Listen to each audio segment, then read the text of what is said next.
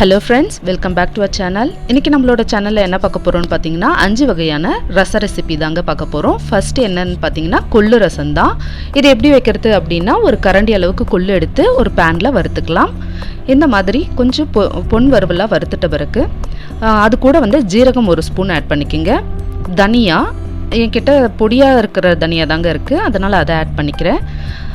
அடுத்ததா பாத்தீங்கன்னா மிளகு ஒரு அரை ஸ்பூன் அளவுக்கு மிளகு ஆட் பண்ணிக்கங்க. வரமிளகா ஒரு 2 காரத்துக்காக. இது எல்லாமே பேன்ல போட்டு நல்லா கொஞ்சம் ஃப்ரை பண்ணிக்கங்க.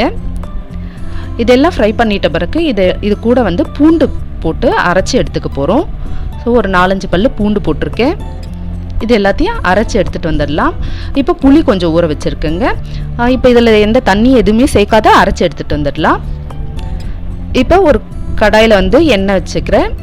எண்ணெயில் கடுகு ஜீரகம்லாம் தாளிச்சிட்டு வரமிளகாய் 2 ஆட் பண்ணிக்கிறேன். கருவேப்பிலை. அடுத்ததாக பார்த்தீங்கன்னா நம்ம பொடியாக பண்ணி வச்சுருக்கோம் இல்லைங்களா 1/2 கிராம், அதெல்லாம் ஆட் பண்ணிக்கலாம்.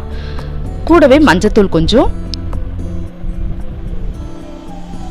தேவையான அளவு சால்ட் ஆட் பண்ணிக்கோங்க. இது எல்லாமே இந்த ஆயிலில் ஒரு 2 நிமிஷம் ஃப்ரை பண்ணிவிடுங்க. அதுக்கப்புறமா நம்ம புளி கரைச்சி வச்சுட்டு இருக்கோம் இல்லைங்களா, அதை ஆட் பண்ணிக்கலாம்.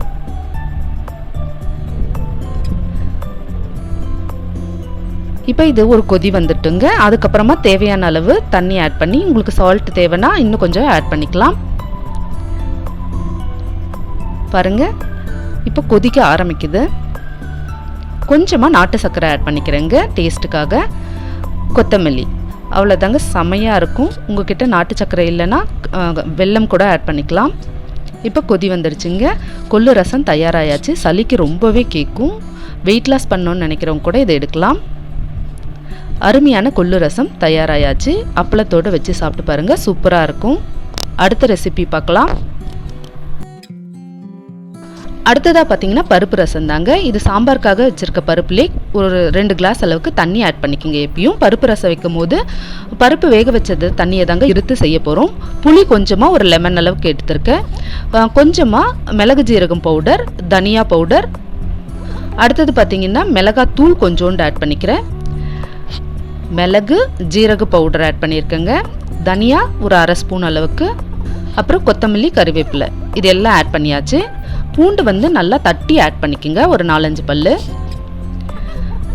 தக்காளி, ஒரு தக்காளியை நல்லா நசுக்கி ஆட் பண்ணிக்கலாம். அப்புறம் உப்பு ஆட் பண்ணியிருக்கேன். இப்போ பருப்பு தண்ணி நல்லா கொதிக்குதுங்க. அதுக்கப்புறம் தாளித்து எடுத்துக்கலாம். ஃபஸ்ட்டு கொஞ்சமாக எண்ணெய் ஆட் பண்ணியிருக்கேன். கடுகு ஜீரகம் எல்லாம் போட்டுட்டு வரமிளகா, கருவேப்பிலை, அதுக்கப்புறம் பார்த்தீங்கன்னா பெருங்காயம் இருந்தால் ஆட் பண்ணிக்கோங்க. இப்போ எல்லாம் பொரிஞ்சிடுச்சு. இப்போ ரசத்துக்காக வச்சுருக்கோம் இல்லைங்களா, அதில் எடுத்து இதை போட்டுடலாம். இப்போ பருப்பு தண்ணி நல்லா கொதிக்க ஆரம்பிக்குது இல்லைங்களா. இப்போ ஆஃப் பண்ணிவிட்டு இந்த தண்ணியை மேலாக இருத்து நம்ம இந்த ரசத்துக்கு எல்லாத்தையும் கூட்டி வச்சுருக்கோம் இல்லைங்களா, அதில் இந்த ரச தண்ணியை பருப்பு தண்ணியை ஆட் பண்ணிடுறோம். அவ்வளோதாங்க, பருப்பு ரசம் தயாராகியாச்சு. இப்போ நீங்கள் இதை கொஞ்சம் க்ளோஸ் பண்ணி ஒரு 15 to ½ hour வச்சிங்கனாலே நல்லா வந்து ரசம் ரெடி ஆகிடுங்க. சூப்பரான பருப்பு ரசம், கண்டிப்பாக ட்ரை பண்ணி பாருங்கள். ஈஸியான ரெசிபியும் கூட. அடுத்ததாக பார்த்தீங்கன்னா தூதுவளை ரசம் தாங்க. சளிக்கு ரொம்பவே நல்லதுங்க. இது வந்து என்னோட பால்கனிலே வச்சுருந்ததுனால இதையும் நான் உங்களுக்கு காமிக்கிறேன். இது பின்னாடி வந்து முள்ளாக இருக்கும் பாருங்கள். இது தாங்க ஒரு கப்பளவு எடுத்திருக்கேன். என்கிட்ட இவ்வளோ தான் இருந்தது, இன்னும் கொஞ்சம் இருந்தால் ஆட் பண்ணிக்கலாம். கூடவே கொத்தமல்லி கொஞ்சம் ஆட் பண்ணியிருக்கேன். கருவேப்பிலை கொஞ்சோண்டுங்க. இது எல்லாமே அரைச்சி எடுத்துகிட்டு வந்துடலாம். இந்த மாதிரி கொஞ்சமாக தண்ணி ஆட் பண்ணி அரைச்சி எடுத்துகிட்டு வந்திருக்கேன். புளி ஊற வச்சுக்கிறேங்க, ஒரு லெமன் அளவு.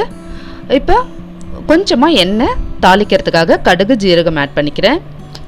இது நல்லா பொரிஞ்சிட்ட பிறகு கருவேப்பிலை, பச்சை மிளகாய் ஆட் பண்ணிக்கிறேங்க 2. தட்டி வச்ச பூண்டு ஒரு 4-5 பல் பூண்டு, பெருங்காயம், இது எல்லாமே ஆட் பண்ணியிருக்கேன். இந்த ஆயிலில் நல்லா ஃப்ரை ஆகட்டும்.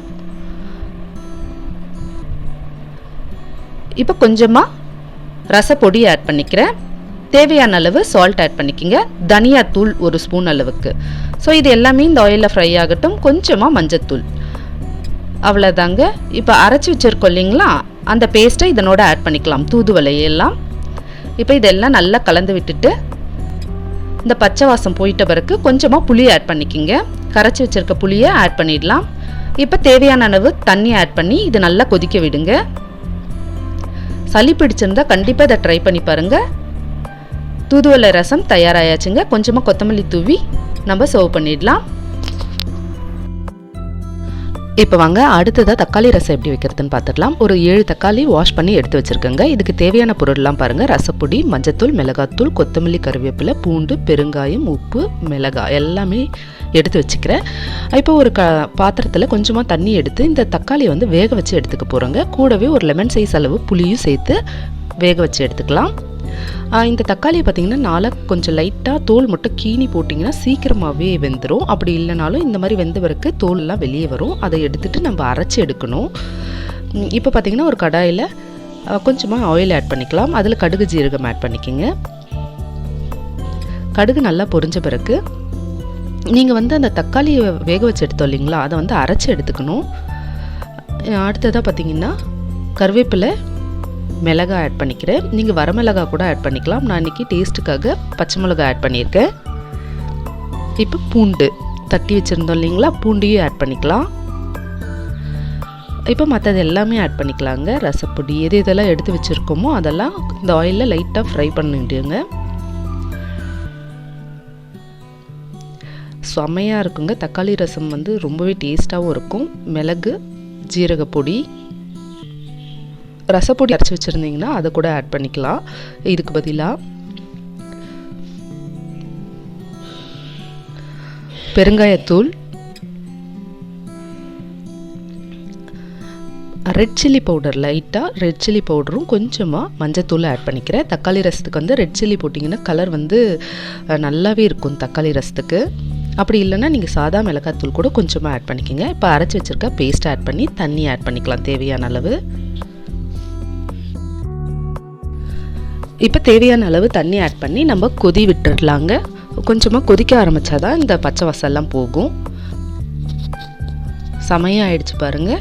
வெறும் தக்காளி ரசம் சாதம் வச்சிங்கன்னா கூட சூப்பராகவே இருக்கும். இது எங்கள் வீட்டில் ரொம்பவே ஃபேவரட்டான ரசம். தேவையான அளவு சால்ட் ஆட் பண்ணிக்கிங்க. கொதி வந்த பிறகு கொத்தமல்லி ஆட் பண்ணி ஆஃப் பண்ணிட்டோன்னா தக்காளி ரசம் தயாராகியாச்சுங்க. கண்டிப்பாக இதையும் ட்ரை பண்ணுங்கள். சூப்பரான தக்காளி ரசம் தயார்.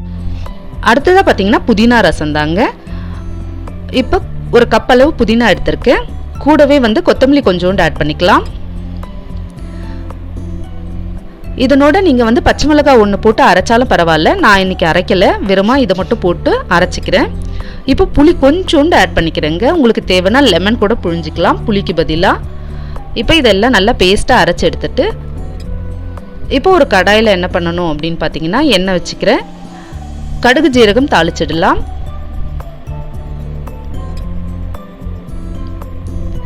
இதுவும் சூப்பராக இருக்குங்க. வெறும் இந்த மாதிரி ரசம் வச்சு வத்தல் வறுத்திங்கன்னா கூட செமையாக இருக்கும். இது எல்லாமே உடம்புக்கு ரொம்பவே நல்லது. ஜீரணமும் நல்லா சீக்கிரம் ஆகிடும். கடுகு ஜீரகம் தாளித்த பிறகு பச்சை மிளகாய், அதுக்கப்புறம் பார்த்திங்கன்னா கருவேப்பிலை ஆட் பண்ணிக்கிறேன். கொஞ்சமாக இஞ்சி ஆட் பண்ணிக்கிறேங்க. அதுக்கப்புறம் பூண்டு ஆட் பண்ணிக்கலாம்.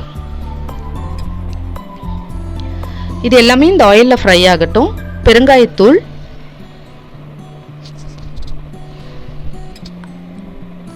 அடுத்ததாக என்னன்னு பார்த்தீங்கன்னா நம்ம ஜீரகம், அதாவது மிளகு ஜீரகம் இருக்கு இல்லைங்களா, ரசப்பொடிக்கு அரைச்சது அதுதாங்க. மிளகு ஜீரகம், தனியா வந்து கொஞ்சோண்டு, இது மூணுத்தையும் நல்லா ஃப்ரை பண்ணி அரைச்சி வச்சுக்குங்க. சட்டுன்னு உதவும் ரசம் வைக்கணும்னா. அடுத்தது பார்த்தீங்கன்னா தனியாத்தூள் கொஞ்சோண்டு, மஞ்சத்தூள் கொஞ்சோண்டு ஆட் பண்ணியிருக்கேன். ஸோ இது எல்லாமே ஆயிலில் நல்லா ஃப்ரை ஆகிட்ட பிறகு ஒரே ஒரு தக்காளி ஆட் பண்ணுறேங்க. தக்காளிக்கு பதில் நீங்கள் லெமன் ஆட் பண்ணாலும் பரவாயில்ல. இப்போ நம்ம அரைச்சி வச்சிருக்க பேஸ்ட் இருக்கு இல்லைங்களா, அதை ஆட் பண்ணிக்கலாம். புதினா எல்லாம் அரைச்சோம் இல்லைங்களா, அதை ஆட் பண்ணிக்கோங்க. சால்ட் ஆட் பண்ணிவிட்டு நான் அந்த அரைச்ச பேஸ்ட்டை ஆட் பண்ணிக்கிறேங்க. ஸோ இதனோட தேவையான அளவு தண்ணி ஆட் பண்ணி கொதிக்க விட்டிங்கன்னா புதினா ரசமும் தயாராகிடும். கண்டிப்பாக இந்த ரச வகைகளை ஒரு நாள் ட்ரை பண்ணி பாருங்கள், உங்களுக்கு ரொம்பவே யூஸ்ஃபுல்லாக இருக்கும். இப்போ தேவையான அளவு தண்ணி ஆட் பண்ணி இதை கொதிக்க விட்டுடலாம்.